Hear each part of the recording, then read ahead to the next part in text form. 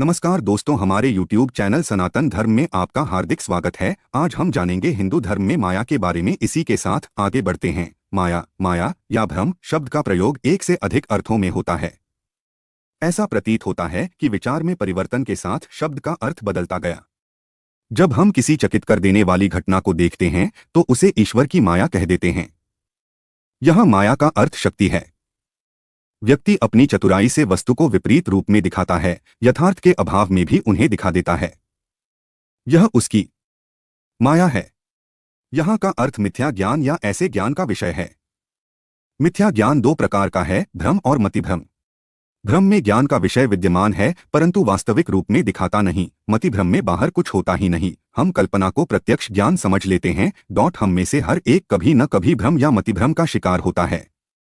कभी दृष्टा और दृष्ट के दरमियान पर्दा पड़ जाता है, कभी वातावरण मिथ्या ज्ञान का कारण हो जाता है। व्यक्ति की हालत में इसे अविद्या कहते हैं। माया व्यापक अविद्या है जिसमें सभी मनुष्य फंसे हैं। कुछ विचारक इसे भ्रम के रूप में देखते हैं, कुछ मतिभ्रम के रूप में। पश्चिमी दर्शन में कांट और बर्कले इस भेद को व्यक्त करते हैं। ज्ञान लाभ के अनुसार आरंभ में हमारा मन कोरी पटिया के समान होता है जिस पर बाहर से निरंतर प्रभाव पड़ते रहते हैं। कांट ने कहा कि ज्ञान की प्राप्ति में मन क्रियाहीन नहीं होता, क्रियाशील होता है। सभी घटनाएं देश और काल में घटती प्रतीत होती है परंतु देश और काल कोई बाहरी पदार्थ नहीं, ये मन की गुणग्राही शक्ति की आकृतियां हैं। प्रत्येक उपलब्ध को इन दोनों सांचों में से गुजरना पड़ता है। इस क्रम में उनका रंग रूप बदल जाता है। इसका परिणाम यह है कि हम किसी पदार्थ को उसके वास्तविक रूप में नहीं देख सकते, चश्मे में से देखते हैं जिसे हम आरंभ से पहने हैं और जिसे उतार नहीं सकते। लॉक ने बाह्य पदार्थों के गुणों में प्रधान और अप्रधान का भेद देखा। प्रधान गुण प्राकृतिक पदार्थों में विद्यमान है परंतु अप्रधान गुण वह प्रभाव है जो बाह्य पदार्थ हमारे मन पर डालते हैं। बर्कले ने कहा कि जो कुछ अप्रधान गुणों के मानवी होने के पक्ष में कहा जाता है वही प्रधान गुणों के मानवी होने के पक्ष में कहा जा सकता है। पदार्थ गुण समूह ही है और सभी गुण मानवी हैं। समस्त सत्ता चेतनों और विचारों से बनी है। हमारे उपलब्ध सेंस एक्सपीरियंस हम पर थोपे या आरोपित किए जाते हैं परंतु ये प्रकृति के आघात के परिणाम नहीं, ईश्वर की क्रिया के फल हैं। भारत में मायावाद का प्रसिद्ध विवरण है, ब्रह्मा सत्यम जगत मिथ्या। इस व्यवस्था में जीवात्मा का स्थान कहाँ है? यह भी जगत का अंश है, ज्ञाता नहीं, आप आभास है। ब्रह्मा माया से आप्त होता है और अपने शुद्ध स्वरूप को छोड़कर ईश्वर बन जाता है। ईश्वर, जीव और बाह्य पदार्थ प्राप्त। ब्रह्मा के ही तीन प्रकाशन हैं। ब्रह्मा के अतिरिक्त तो कुछ ही नहीं। यह सारा खेल होता क्यों है?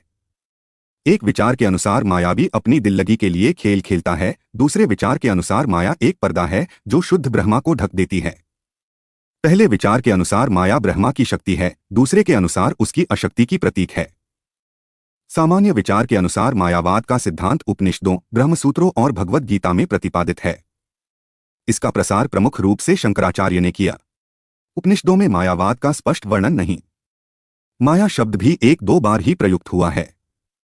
ब्रह्मसूत्रों में शंकर ने अद्वैत को देखा, रामानुज ने इसे नहीं देखा और बहुतेरे विचारकों के लिए रामानुज की व्याख्या अधिक विश्वास करने के योग्य है।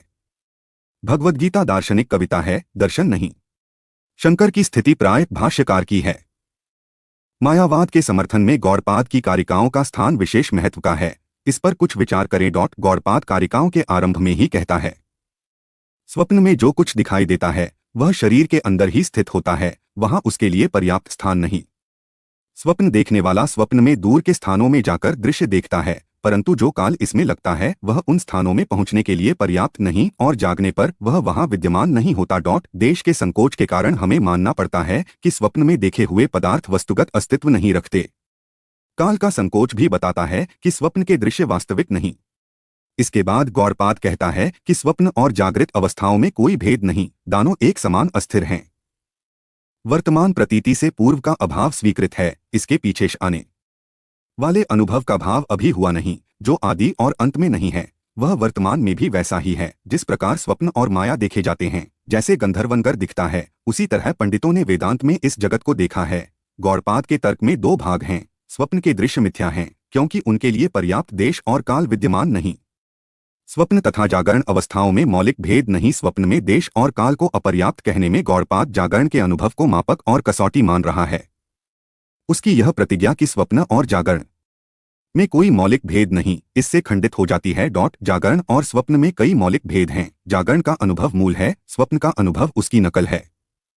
जन्म का अंधा स्वप्न में देख नहीं सकता, बहरा सुन नहीं सकता। स्वप्न में चित्रों का संयोग अनिर्णीत होता है, जागरण में यह निर्णीत भी होता है। स्वप्न कल्पना का खेल है, इसमें बुद्धि काम नहीं करती। स्वप्न रूपक और कल्पना की भाषा का प्रयोग करता है, जागरण में प्रत्ययों की भाषा भी प्रयुक्त होती है। स्वप्न में प्रत्येक व्यक्ति अपनी निजी दुनिया में विचरता है, जागरण में हम साझी दुनिया में रहते हैं। इस दूसरी दुनिया में व्यवस्था प्रमुख है। प्रतिदिन भ्रमण में अनेक पदार्थों को एक ही क्रम में स्थित देखता हूँ, मेरे साथी भी उन्हें उसी क्रम में देखते हैं। दूसरी ओर कोई दो मनुष्य एक ही स्वप्न नहीं देखते, न ही एक मनुष्य के स्वप्न एक दूसरे को दोहराते हैं। श्वेताश्वतर उपनिषद 1.123 तत्व है। अनादि अनंत शाश्वत, एक ब्रह्मा, एक जीव, एक माया। तो ब्रह्मा भगवान और जीव आत्मा के अलावा जो बचा वो माया है। माया अज्ञान का प्रतीक है। वीडियो में बसे इतना ही। कल मिलते हैं एक और नई वीडियो के साथ, तब तक के लिए धन्यवाद। डिस्क्लेमर, इस लेख में निहित किसी भी जानकारी, सामग्री, गणना की सटीकता या विश्वसनीयता की गारंटी नहीं है। विभिन्न माध्यमों, ज्योतिषियों, पंचांग, प्रवचनों, मान्यताओं, धर्मग्रंथों से संग्रहित कर ये जानकारियां आप तक पहुंचाई गई हैं। हमारा उद्देश्य महज सूचना पहुंचाना है, इसके उपयोगकर्ता इसे महज सूचना समझकर ही लें। इसके अतिरिक्त इसके किसी भी उपयोग की जिम्मेदारी स्वयं उपयोगकर्ता की ही रहेगी।